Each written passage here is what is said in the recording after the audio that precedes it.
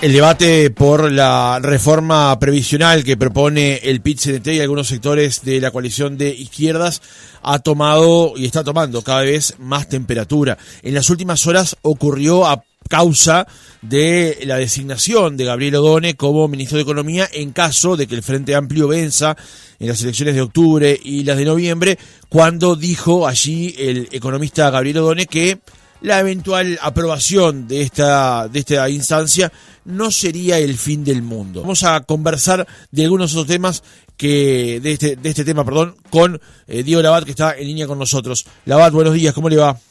¿Qué tal? Buenos días, Francisco. Un gusto estar por acá. El gusto es nuestro. En primer lugar, Labat, desde su opinión, ¿cuáles serían los efectos negativos, los más visibles, los más notorios, de aprobar la reforma de seguridad social que propone el Frente Amplio y algunos y el PIT-CNT? Tenemos, y esto capaz que es lo que ha sido público, algunos efectos que son como muy directos, ¿sí? Automáticamente, esto lo calculó el BPS, los costos fiscales aumentan, los costos para el BPS aumentan en $1.000 millones. A eso además hay que agregarle el costo de las demás cajas paraestatales. Pero en el BPS solo son $1.000 millones. Eso implica o un aumento de IVA, o un aumento de aportes personales y patronales, o reducir otros programas del gobierno, pero de alguna manera hay que financiarlo. Ese es como el efecto directo, pero que además es un efecto que con el correr de los años y en la medida que siga aumentando la edad de la población, va creciendo, y esos 3% de IVA que está calculado termina casi en un 13% adicional de IVA. Ese es como el efecto indirecto. Es bien importante, o sea que no hay que minimizarlo, pero yo digo, además hay otro montón de efectos que capaz que son menos visibles, pero que son absolutamente relevantes. Por ejemplo, hay 1,5 millones de uruguayos que tienen ahorrados en las AFAPs, porque la plata no es de las AFAPs, la plata es de 1,5 millones de uruguayos que la tienen ahorrada para el día que les toque jubilarse, que el plebiscito lo primero que haría es confiscarle esa plata. Y con lo cual pierden todo su ahorro inmediatamente. Eso, por supuesto, tiene un montón de efectos. Primero, porque rompe las reglas de juego. Los uruguayos estamos acostumbrados a cumplir los contratos, a cumplir con las cosas que prometemos.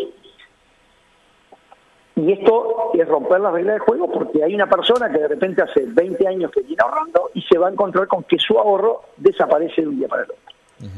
Pero ahí no termina, porque ese ahorro de 1,5 millones de uruguayos, que son $23.000 millones aproximadamente, no está dormido. Ese ahorro se invierte, y se invierte en muchas cosas. Yo justo ahora estoy en la ciudad de 33. Y la inversión forestal es muy importante en la región. Tanto que hay inversión en bosques, pero también ha empezado a haber inversión en industrias que se han instalado en la región. Ahora, mucha de esa inversión forestal es financiada por el dinero del 1,5 millones de uruguayos que las AFAP invierten. Entonces, el próximo bosque que se quiera plantar, ¿quién lo va a financiar? Entonces, esas son las cosas que nos tenemos que empezar a preguntar. Entonces, cuando decimos, no es el fin del mundo, sí, a ver, el fin del mundo, no sé cada uno cómo se lo imagina, un apocalipsis, pero claramente eso no es lo que estamos pensando. Ahora, va a tener un montón de efectos directos en la vida de los 3,5 millones de uruguayos. ¿Por qué? Porque no va a haber inversión en bosques, pero no va a haber inversión en carreteras que también se financian. Yo decía, el crédito hipotecario al cual acceden algunos uruguayos, tendrían que acceder más, muy buena parte de eso se financia también con dinero de los fondos de pensión. Entonces, todas esas cosas desaparecen de un día para el otro. Entonces, decir tenemos un plan B no alcanza. Por eso es que es importante no solo tener un plan B, es estar todos los días, en los 32 días que quedan de acá al plebiscito, tratando de convencer a cada uno de los uruguayos de los defectos que tiene este plebiscito. No quedarnos en la palabra fácil, en contar las 2 o 3 cosas que son fáciles de contar, pero no explicarle a la gente todos los defectos y todos los problemas que le va a traer. Porque esos $1.000 millones alguien los va a pagar. Deberían decir quién lo va a pagar y la gente votar de manera. Entonces, yo creo que lo responsable es estar todos los días diciendo las cosas bien claras y mostrando todos los efectos que seguramente yo ahora me explayé bastante, pero que seguramente uno puede encontrar bastantes más efectos colaterales de los que yo menciono. Ahora, ¿usted entiende que efectivamente lo que dijo Odone en la conferencia del lunes, cuando señala que si bien esto no será inocuo, pero no es el fin del mundo, termina siendo una forma de relativizar los posibles impactos? Bueno, pero primero no es lo que él dijo en la carta, no es lo que él dice en el libro que él escribió, no es lo que él ha dicho en las columnas que ha escrito. Entonces, yo creo que después de tanta letra, relativizarlo no es la solución. Yo creo que la solución a este problema es que el plebiscito no salga, y para eso lo que hay es que convencer. Cuando uno tiene un problema grande, lo que tiene que hacer es enfrentar el problema.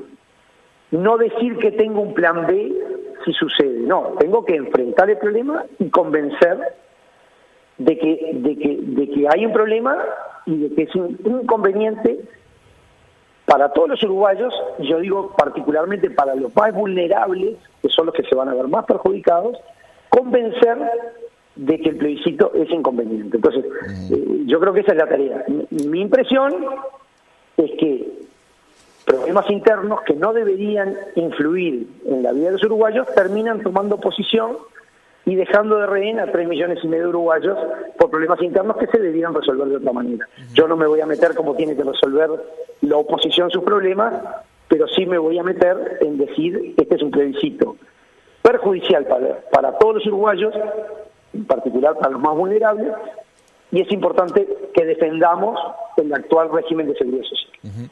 Ayer cuando Odone señala que efectivamente, como usted dice, podría existir un plan B, cuando hablamos de un plan B teniendo en cuenta los costos a los que se enfrentaría el país, estos costos que usted manejaba en su primera respuesta, ¿este plan B tendría que incluir necesariamente aumento de impuestos, por ejemplo, o cortar algún tipo de programas o redireccionar fondos dentro del propio Estado? Sí, a ver, seguramente un plan B incluye aumento de impuestos, aumento de aportes, seguramente recortes de algunos programas de gobierno. Eso está claro, eso el actual gobierno está trabajando, ya ha sido público que está trabajando, porque de hecho el plebiscito entra en vigencia al día siguiente de la promulgación del resultado, con lo cual las primeras medidas las va a tomar el actual gobierno, no el que venga, el actual gobierno. Entonces, ese plan B está, pero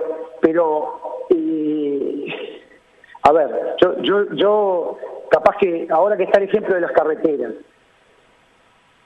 si yo estoy parado en el medio de la ruta interbalnearia, en el medio de la ruta, y corro riesgo de que me pisen, no tengo que decir, no hay problema, yo tengo un plan B porque soy socio de tal mutualista. No, lo que tengo que hacer es correrme de la carretera, no seguir parado en el medio de la carretera que capaz que me pisan y decir que tengo un plan B porque tengo seguro médico. Es como un razonamiento muy ridículo llevado a extremo. Lo que tengo que hacer es que cuando tengo un problema lo tengo que enfrentar, no tengo que decir que después pagaré las consecuencias del problema. Entonces, por eso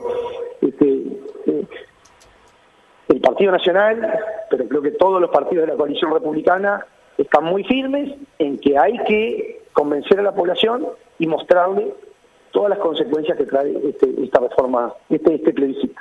Bien, quiero hacer escuchar otro fragmento de audio que decía el señor Odone en la conferencia del lunes en la Huella de Sereni en el momento de su presentación. La agenda que hemos discutido con el equipo y que hemos contribuido con otros compañeros del Frente Amplio a poner sobre la mesa no está asumiendo la necesidad de aumentar impuestos. Ese es el primer comentario. El segundo comentario es que, sin perjuicio de ello, nosotros tenemos por delante un escenario internacional de cambios importantes en materia tributaria que pueden llevar a que Uruguay se vea obligado a revisar regímenes de promoción, de atracción de inversiones que implícitamente tienen efectos tributarios. Esa es la razón por la que yo he afirmado y reitero que en materia impositiva, en campaña electoral, no es bueno hacer anuncios de ningún tipo, en particular de prometer que no se van a aumentar impuestos, porque hay circunstancias que están fuera del control del país que estén jalonados por cambios que vengan dados por el escenario internacional, que puede llevar a que tengamos que hacer cosas. Esa es, en principio, la aproximación. Eso es lo que decía el señor Odone con respecto a los impuestos. Usted y el señor Delgado han sido tajantes en el hecho de que el próximo gobierno no va a plantear el aumento de impuestos. ¿Qué responde a este razonamiento el señor Odone? Nosotros hemos sido absolutamente tajantes. Álvaro Delgado ha sido muy tajante, yo he sido muy tajante. Nuestro programa de gobierno no prevé poner más impuestos.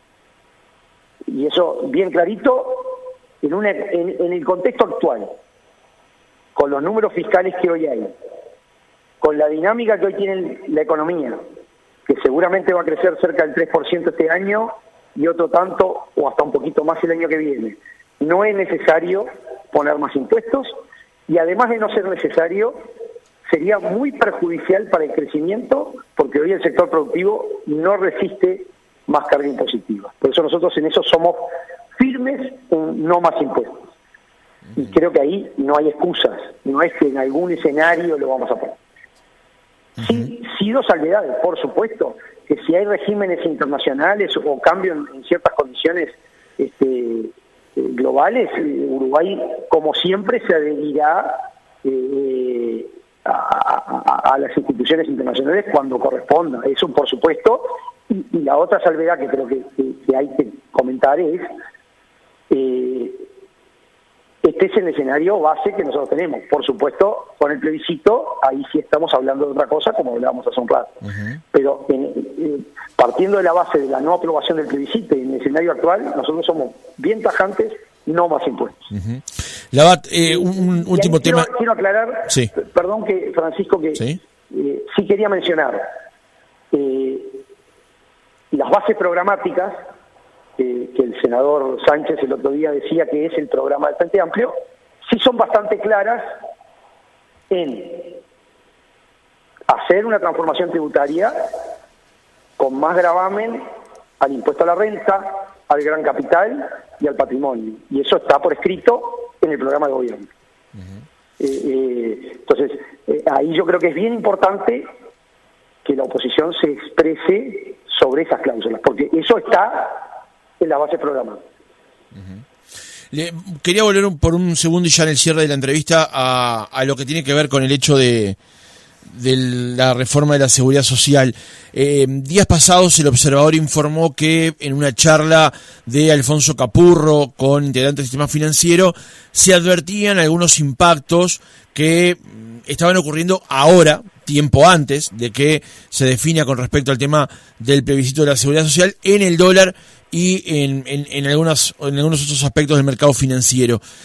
¿Usted entiende que esto se podría profundizar teniendo en cuenta que, bueno, lo que se plantean por parte de las encuestas es que hoy por hoy no se aprobaría la reforma, pero que hay un alto caudal de parte de los ciudadanos dispuestos a votarlo? En el dólar ha habido algunos movimientos, yo diría desde hace unos 3 meses, el dólar ha subido algo, en principio causado esa suba del dólar, yo digo sobre todo por aspectos de la región. En Brasil hubo cierto nerviosismo, el real subió y por tanto el dólar contra el real subió y por tanto el dólar contra el peso uruguayo siguió parecida a la tendencia del real. Eso hace unos meses Y ahora en las últimas semanas lo que se ha visto es sí, cierto nerviosismo, que si bien no es fácil de explicar, pero en principio uno puede poner ciertas explicaciones en nerviosismo por el plebiscito y por la propia aprobación del plebiscito. Y bueno, yo creo que es una razón más, creo que hay que mantener la calma, no son movimientos bruscos, son simplemente algunos movimientos de mercado, algún otro actor que seguramente ha comprado algún dólar. Creo que hay que mantener la calma, no es un nerviosismo propio de los periodos electorales en general, más allá del tema plebiscito. Lo que sí refuerza que es importante dar certezas, defender la reforma jubilatoria y dejar bien claro los efectos nocivos del plebiscito, simplemente, y no otra cosa. ¿Usted sigue estando dispuesto a debatir con Odone? Sí, a ver, me lo han planteado varios colegas, yo ya he dicho que sí, y bueno, veremos, el tiempo dirá si ese debate, ese y en otros temas se terminan dando. Diego Labat, eventual ministro de Economía en un gobierno de Álvaro Delgado, gracias por haber estado otra mañana con nosotros. Bueno, muchas gracias, Francisco, un gusto, pues, como siempre.